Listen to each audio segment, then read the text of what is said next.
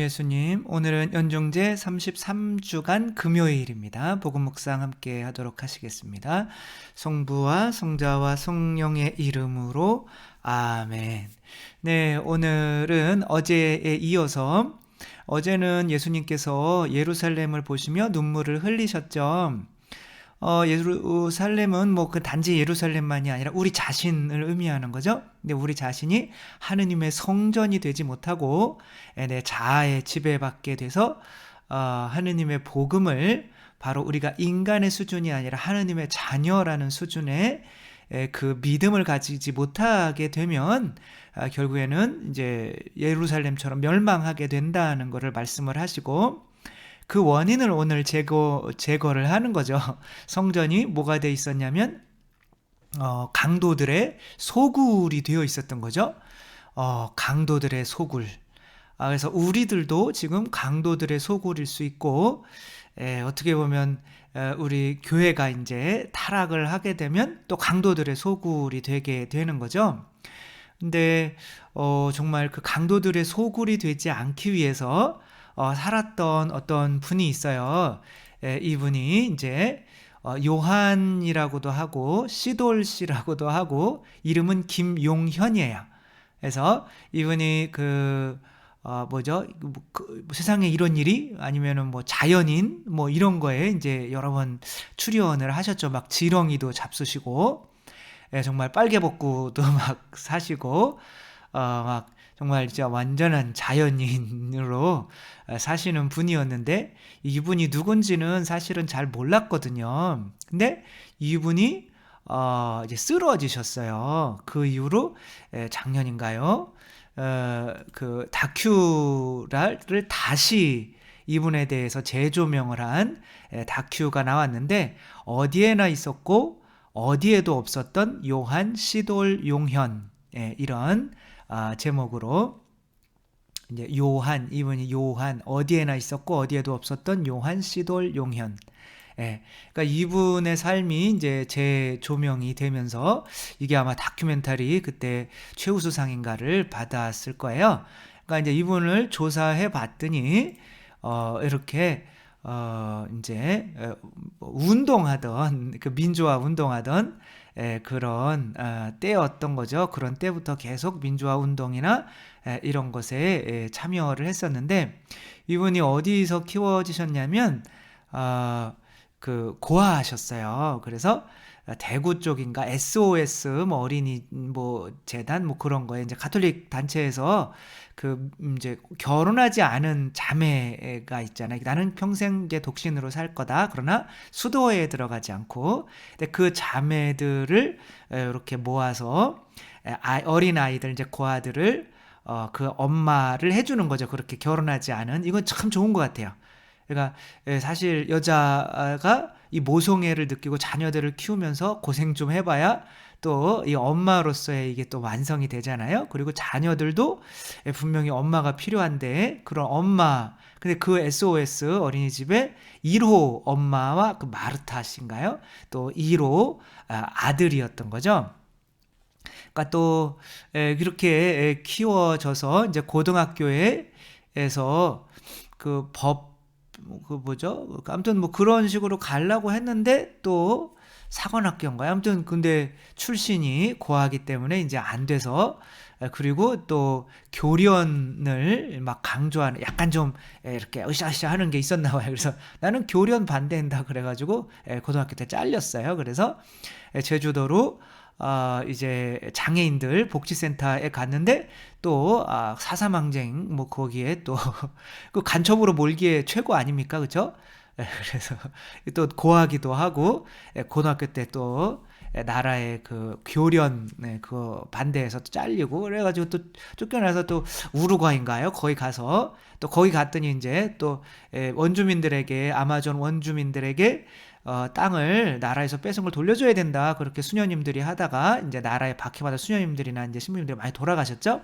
그때 이제 수녀님을 직접 당신 손으로 묻어주시고, 또 이제 우리나라에 오셔서는 또 계속 민주화 운동을 하는 거죠. 이렇게 1987년 김승훈 신부님 본당 신부로 오신 이분과 함께 또 제 어떤 성명도 발표하고, 어 그리고 이제 이때 뭐 하고 있었던 거냐면 아 누구죠? 이게 지금 그 정연관 상병이라고 군대에서 이때 막 이렇게 민주화를 해서 이제 국민이 이렇게 투표를 해서 뽑는 거로 바뀌었잖아요. 전두환 전 대통령이나 해가지고 이제 그때 그러나 이제 뭐 약간은 군대에서도 여당에 찍어야지 야당에 찍고 막 내가 야당인 거 그 전라도 굉장히 미움을 많이 받았죠. 근데 이제 그렇게 해서 정영관 상병이 구타로 죽었는데 뭐 나라에서는 뭐 그냥 훈련받다 죽었다 뭐 이렇게 하니까 이제 부모님들은 굉장히 이렇게 가슴이 아팠던 거죠. 그래서 그 부모님들한테 이분이 오셔서 17년 동안 무려 17년 동안 이렇게 여러 가지 노력을 해서 뭐 그때 노태우가 아니라 그때 김대중 그다음에 노무현 뭐 아무튼 뭐 이런 분들 만나 가시면서 17년 만에 그 정연관 상병이 그렇게 여당을 지지하지 않는다는 이유로 구타를 당해서 죽은 것을 이렇게 밝혀냈죠. 밝혀내고 나서 싹 사라졌어요. 그 다음에 삼풍백화점 이렇게 무너졌을 때 강원도 정선에서 이제 그 아까 자연인으로 살다가 농기구를 배낭에 넣고 한 걸음에 달려왔다. 구조작업 내내 눈물이 멈추지 않았다. 이때 이제 이분을 기억하는 거는 이게 뭐 이렇게 순하게 생기셨는데 일단 작업이 시작하니까 그냥 막 눈물 흘리면서 진짜 미친 듯이 사람들을 이렇게 찾아다녔다고 하는 거죠. 이것뿐만이 아니라 이분을 기억하는 사람들은 다 이분이 의인이었다. 정말 우리에게 도움을 주었고 미안하고 감사한 마음밖에 안 든다. 근데 어느 날 갑자기 사라진 거예요. 그래서 알고 봤더니 이분이 이제 뇌출혈이 일어나서 등산객이 발견하지 않았으면 그래도 죽었을 텐데, 그래서 아까 정상병이 17년 만에 아들의 누명을 벗겨주고 했던 분을 또 한 십몇 년 만에 또 이렇게 만나는 거죠. 근데 이런 상태에 있으니까 이게 뭐 왼손만 조금 움직이시고 이제 말도 제대로 못 하시고 하니까 이 정상병의 어머님 아버님이 너무 슬프셔서 막 이렇게 우는 이런 장면. 그래서 이 PD가 도대체 당신은 왜 당신 위해서 살지 않고 다른 사람들만 위해서 살고, 그러기 힘들고 어려운 사람들 있을 때는 언제나 그 자리에 있고, 또 그 사람들이 영광을 다시 되찾았을 때는 왜 항상 그 자리에 없냐 라고 물었을 때 이분이 유일하게 쓸 수 있는 손이 왼손이거든요.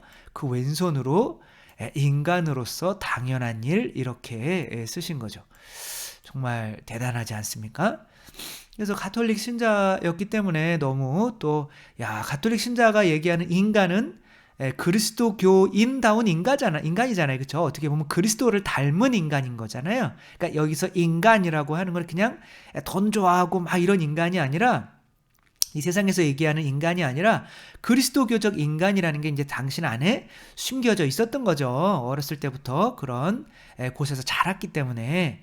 그런데 나중에 이렇게 그래도 성당에 어떻게 보면 자연인으로서 안 나가시고 또 종교를 어떻게 보면 등지시고 했었는데, 이제 마지막에 마음 아픈 말씀을 하셔요. 종교인으로서 마음을 아픈 거죠. 그래서 이렇게 얘기합니다. 안다고 도리를 지키고 사는 게 아닙니다. 측은지심, 사랑이 중요합니다. 근데 교회에서는 사랑을 못 가르치고 있다는 거예요. 신천지는 이런 면에서 개천지고, 종교가 기생충이고, 종교가 다 거짓말을 한다는 거예요. 돈 벌려고 장사꾼들이 되어 있다는 거죠. 그래서 나는 이 요한이라는 이름을 돌려주고 싶다, 도둑놈들.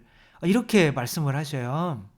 그러니까 얼마나 참 이렇게 그래도 가톨릭의 어떤 그런 신앙 안에서 키워진 인물이고 또 지금 현재 뭐 책도 나오고 또 많은 분들에 의해서 그렇게 감명을 받고 하시는 분인데, 정말 이분을 담아줄 수 있는 그릇이 지금 우리 교회가 되지 못했던 거는 아닌가, 이런 생각이 드는 거죠.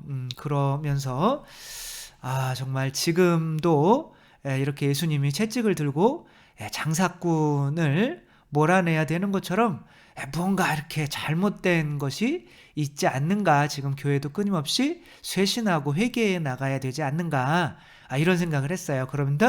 그러면서 이제 오늘 복음에서는 물론 각 복음서마다 각자 이 복음사가들이 해석이 다른 거죠. 왜 정화를 해야 되는 건가? 근데 루카 복음에서는 뭐가 없어져서 정화를 해야 된다고 하는 거냐면 가르침이 없어서 그렇다, 이렇게 얘기를 하는 거예요.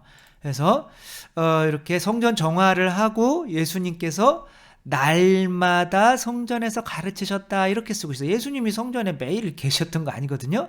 그리고 삶의 대부분을 갈릴레아에서 사셨거든요. 예루살렘에서 또 멀리 떨어진. 근데 굳이 매일 성전에서 가르치셨다, 이렇게 쓰고 있어요.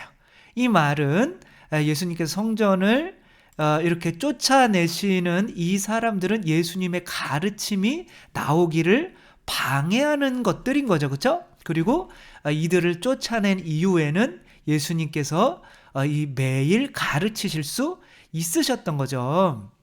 어떻게 보면 종교가, 우리 그리스도교가 하느님을 만나서 예수님처럼 그 진리를 이렇게 매일 가르치는 이걸 예언자직이라고 하거든요.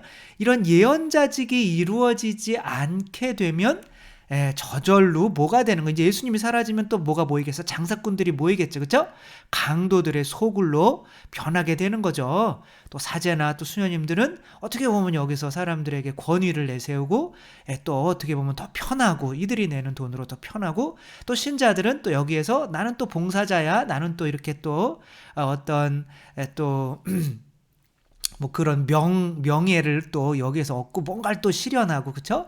또 나가서 또 친구들이 없는데 이런 데 나가면 레지오 들면 같이 술 먹을 사람도 생기고 하니까 뭐 이런 거를 또 이렇게 이용하고 하는 이런 것들이 장사꾼의 소굴이 되어가는 거라고 할 수가 있겠죠. 근데 이제 예수님의 어떤 이렇게 매일 가르치셨던 것처럼 하느님을 만나서 매일 가르치는 이런 것들이 이루어져야 하는 거죠. 우아한 비디오, 여기에서도 뭐 이런 세상에 이런 일이 34년 동안 떠돌이 생활하면서 다리 밑에 이렇게 움막을 짓고 34년 동안 사시는 분이 있었어요. 근데 이분 표정이 너무 선하시고 한 거예요. 그러니까 이분 가족의 말로는 이분은 정말 개미 한 마리 못 죽이는 분이다. 근데 이렇게 착하신 분이 34년 동안 왜 길거리에 사셔야 했을까? 가족도 있는데. 근데 이제 부모님이 매일 이렇게 싸우시고 그러셨대요. 아버지가 술 드시고 이제 자매님을 막 구타하고 그런 가정에서, 그리고 이제 아버지가 그러다가 나가버린 거예요. 근데 이제 누나가 있고 자기가 있고 이제 남동생이 있는 거예요. 그러니까 내가 그리고 또 엄마가 있고, 그러니까 내가 여기를 책임져야 하는 거예요. 그래서 내가 성공해서 들어올게, 거기에서 살면서 또 그들과 함께 이렇게 했어도 되는 건데, 그래서 내가 분명히 성공해서 돌아온다 라고 하면서 막일부터 시작해서 정말 어린 나이에 많은 일을 했지만 돈이 안 모아지더래요. 그러면서 그 집에 가기가 미안한 거예요. 내가 어떻게 보면 엄마 두고 누나 두고 동생 두고 도망 나온 게 됐잖아요. 그러니까 이들이 나를, 그리고 내가 성공해서 가지 못하면 이들이 나를 받아들일 수 있을까? 그것 때문에 동생이 어디 살고 있고 누나가 어디 살고 있는지 대충 알아요. 알지만 찾아가지를 못하는 거예요. 그러고 있는데 이거를 찍는 이제 여기 스태프들이 어디를 가요. 그래서 누나 집을 찾아가서 누나한테 이 동생 만나볼 용의가 있냐? 그랬더니 당연하지. 내가 동생 얼마나 사랑하는데, 얼마나 착한 동생이었는데, 내가 진짜 30년 넘게 동생 기다렸는데 어디에 있냐고. 그러면서 당장 이렇게 달려온 거예요. 그리고 이 동생한테 지금 누나가 오고 있는데 만날 거냐 라고 했더니 이분도 이제는 만나겠습니다 라고. 그러니까 이제 누나가 그냥 이 멱살을 잡고 이 누나 이게 살아있으면서 왜 안 왔냐. 그러니까 이분은 자기가 미안해서 못 간 거죠. 그러나 이 중간에서 어떠한 역할을 해준 거예요. 이 프로그램이. 이 중간에서 이 누나의 마음을 이 사람에게 전해주는 역할을 한 거죠. 그쵸? 그렇기 때문에 그걸 만약에 안 했다면 이렇게 해서 하는 사람들도 있다. 뭐 특이한 어떤 이런 것들만 비춰주고 그냥 TV로 끝났다면 도둑놈이 되는 거죠. 도둑놈의 소굴이 되는 거죠. 이게 뭐 이런 일이 뭐 이런 거 하면서 특별한 것만 보여주면. 근데 이게 약간은 이제 성전의 도둑놈의 소굴이 아니라 성전의 역할을 하게 되는 것은 바로 또 이 사람을 가지 못하는 여기에서 어떠한 것을 알아서 또 그것을 알려줘서 이 두 사람들이 연결되게 하는 이런 역할을 해줬기 때문에 성전의 역할을 하게 되는 거죠. 그래서 성전이 되고 도둑놈이 되는 것은 내가 하느님의 진리를 계속 우리들이 이렇게 성전에서 받아들이고 예수님처럼 끊임없이 그 받아들인 것들을 이렇게 전하는 김수환 추경님 때는 이게 참 대단했던 거죠. 그분은 정말 나를 하느님의 뜻은 이게 아니야. 너희들 잘못했어. 나를 이 사람들 잡아가려면 나 밟고 가. 그 다음에 신부들 밟고 가고 수녀들 밟고 가고 이래 신자들 밟고 가. 그러기 전에는 이런 사람들을 여기서 내 속에서 명동성당 안에서 데모하는 사람 단 한 명도 손 못 댄다. 그렇게 명확했잖아요. 그쵸? 그게 하느님으로부터 받은 그 진리들. 그러나 이제는 막 타협하게 되고 진짜 하느님의 가르침이 무엇인지를 헷갈리게 되고 할 때는 이제 세상도 어차피 돈 버는 강도들의 소굴이라고 할 수밖에 없게 되는 거죠. 그런 면에서 어제 말씀드렸던 그 시돌씨, 요한씨도 어떻게 보면 성당의 종교가 기생충이다라고까지 나는 요한이라는 이 세례명을 반납하고 싶다라고 이렇게 말을 했잖아요. 그래서 아무튼 그런 것에서 정말 우리 교회가 어떻게 보면 쇄신되기 위해서는 진짜 하느님의 목소리를 듣는 사람들이 교회 안에 있어야 되고 그 하느님의 목소리를 옛날에 김수환 추경님처럼 당당하게 이야기하고 가르치고 세상에 전할 수 있는 이 가르침이 매일 이루어지는 곳이어야 한다는 거. 그래서 부제라는 것들을 뽑을 때 예수님께서 부제라는 걸 초대교회 때 뽑을 때 뭐 때문에 뽑았냐면은 지금 시간이 없어서 아무튼 그 부제들은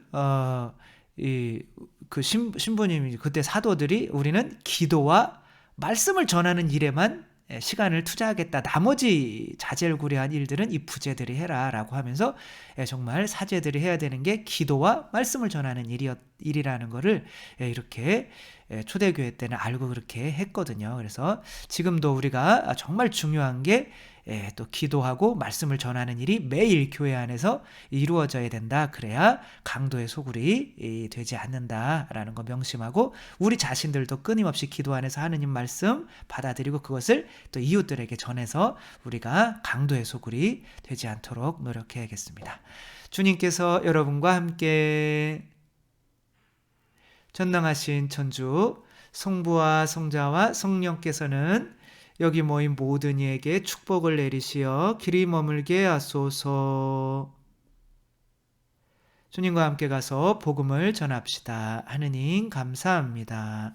성부와 성자와 성령의 이름으로 아멘. 네, 감사합니다. 사랑합니다.